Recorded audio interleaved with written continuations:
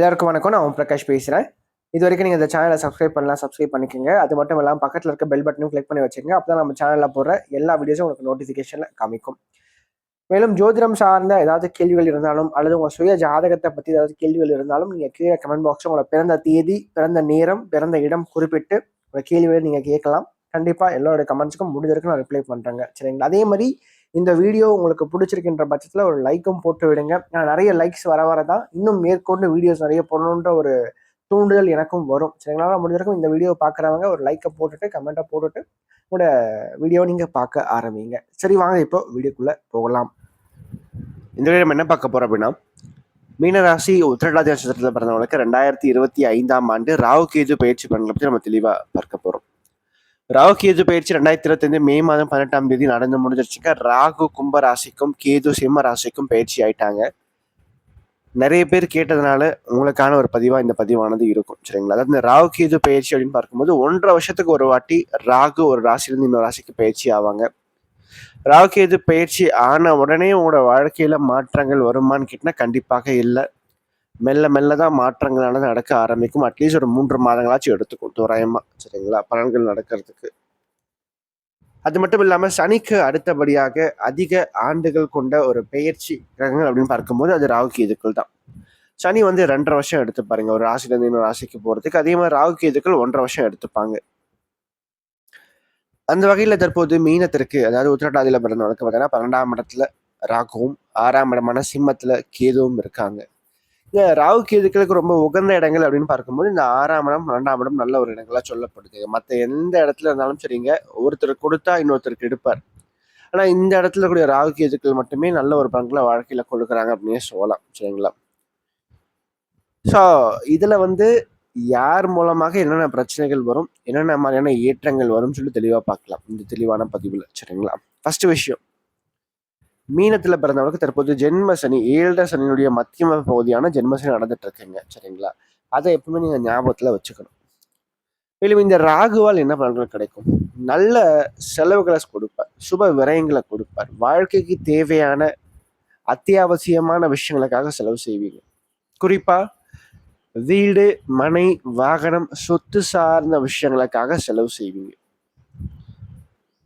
7 சனி நடக்குது, வீடு கட்டலாமா, வீடு வாங்கலாமா, தாராளமாக தற்போது வாங்கலாம். கண்டிப்பாக விரயமாகும், எப்படி இருந்தாலும் சரி. சரிங்களா? ஒன்று நீங்களா பண்ணுறீங்களா, இல்லை நானா விரயத்தை கொடுக்கட்டா அப்படின்னு தான் ராகு நினைப்பார். சனியும் அதுதான் யோசிப்பார். அப்போ நீங்கள் என்ன பண்ணணும், இந்த காலகட்டத்தை பொறுத்த வரைக்கும் 4ஆம் இடத்துல குரு பகவான் அமர்ந்து விரயஸ்தானத்தில் ராகுவை பார்க்கறதுனால இந்த காலகட்டங்களில் நீங்கள் சொந்தமாக ஒரு வீடு கட்டுறது, கையில் காசு இருக்கின்ற பட்சத்தில் வீடு வாங்குறது, நிலம் வாங்குறது, இது சார்ந்த விஷயங்களுக்காக செலவு செய்யலாம். அதே மாதிரி காசு இல்லாத பட்சத்தில் வெளிநாடு சம்பந்தப்பட்ட பயணங்களை மேற்கொள்றது சிறப்பாக இருக்கும். குறிப்பாக வெளிநாட்டில் வேலைக்காக நீங்கள் முயற்சி பண்ணும்போது இந்த காலகட்டங்கள் நல்லதொரு மாற்றத்தை வாழ்க்கையில கண்டிப்பாக கொடுக்கும். ஏன்னா 4ஆம் இடத்துல குரு பகவான் வந்துட்டாவே இந்த தூரதேச பயணங்கள், தூர தேசங்கள்ல போய் வசிக்கிறது, அங்கே ஒரு வேலைக்கு போகிறது அல்லது அங்கே படிக்கிறதுக்கான முயற்சிகள் எடுக்கிறது, வெளிநாட்டில் போய் படிக்கிறது, இதெல்லாமே சிறப்பாக வருங்க. சரிங்களா? ஸோ அப்போ அதற்காகலாம் யாரெல்லாம் முயற்சி பண்ணிட்டு இருக்கீங்களோ அவங்க எல்லோருக்கும் இந்த காலகட்டம் நல்லதொரு மாற்றம், நல்லதொரு தாக்கத்தை வாழ்க்கையில உறுதியாக கொடுக்கும் அப்படின்னே சொல்லலாம். சரிங்களா? குறிப்பா கல்வி சார்ந்த விஷயங்கள் நல்லா இருக்குங்க. சரிங்களா? படிப்பு அப்படின்னு பார்க்கும்போது மாணவ மனதில் பொறுத்த வரைக்கும் இந்த ராகு கேது பயிற்சி ஒரு சிறப்பான ஒரு தாக்கத்தை வாழ்க்கையில கண்டிப்பா கொடுக்கும். என்னதான் 7 சனி நடந்தா கூட ஒரு மெத்தன போக்கு மட்டும் இருக்கும். சரிங்களா? ஒரு சின்னதா ஒரு சோம்பல்தனம் மட்டும் இருக்கும். அதே மாதிரி எதையுமே கொஞ்சம் நாளைக்கு பார்த்துக்கலாம்னு சொல்லி தள்ளி போடுகின்ற ஒரு பழக்கத்தை இந்த ராகுவும் சனியும் கொடுப்பாங்க. அப்போ நீங்க வாழ்க்கையில ஜெயிக்கணும், இந்த படிப்புல நீங்க முன்னுக்கு வரணும் அப்படின்ற பட்சத்துல அன்னன்னைக்கு வேலையை அன்னன்னைக்கு பண்ணி முடிக்கிறது சிறப்பா இருக்கும். எதையுமே நீங்க தள்ளி போட்டீங்கன்னா கண்டிப்பாக அந்த காரியங்கள் உங்களுக்கு தடையாகும், தாமதமாகும். நீங்க ஒரு காரியத்துல ஜெயிக்கணும்னா கொஞ்சம் சுறுசுறுப்பா இருங்க, ஆக்டிவா இருங்க, பிரிஸ்கா இருங்க. 2வது, இந்த காலகட்டத்தை பொறுத்த வரைக்கும் ராகு விரயத்துல இருக்கிறதுனால நிச்சயமாக சுற்றுலா மாதிரி அமைப்புகள் கண்டிப்பாக உண்டு. குடும்பத்தோட, ஃபேமிலியோட அதிகமான நேரத்தை செலவிடுறது, குடும்பத்தோட சுற்றுலா மாதிரி போயிட்டு வர்றது, ஸோ இதற்கான வாய்ப்புகளையும் ராகு கொடுப்பார். அது மட்டும் இல்லாமல் 6ஆம் இடத்துல கேது பகவான் இருக்காருங்க. ஏன்னா நிறைய பயணங்களை மேற்கொள்ளுங்க, தனியா இருக்காதீங்க, தனிமையை தவிருங்க. சரிங்களா? தனிமை, அதாவது ஒரு ரூம்குள்ள அடைச்சு வச்ச மாதிரி ஒரு ஸ்ட்ரெஸ்ஃபுல்லான ஒரு வாழ்க்கையை வந்து தற்போது லீட் பண்ணி கொண்டு போக போறீங்க போக போக. மீனத்துல பிறந்தவங்க பொறுத்த வரைக்கும் சரிங்களா. அது ஏன்னா சனி ராசிக்குள்ள இருக்கார். சனி வந்து ராசிக்குள்ள இருந்துட்டாவே இத்தகைய அமைப்புல உறுதியா அவர் கொடுப்பார் அப்படின்னு சொல்லலாங்க சரிங்களா. ஏதோ ஒரு மனசுல ஒரு பெரிய ஒரு அழுத்தம் இருக்கிற மாதிரியும், தலைக்கு மேல ஒரு பெரிய பாரம் இருக்கிற மாதிரியும், எது எடுத்தாலும் ஒரு தடை, ஒரு தாமதம், ஒரு டிலே அப்படின்றது இருந்து கொண்டே இருக்கும். அதே மாதிரி திருமண வாழ்க்கை சார்ந்த அமைப்புகளை பொறுத்த வரைக்கும் இந்த காலகட்டங்கள்ல அந்த ஏற்ற இறக்கங்கள் கலந்து இருக்கும். ஸோ அது எல்லாத்துக்கும் ஒரே ஒரு தீர்வு என்னன்னா, தனிமையை தவிருங்க.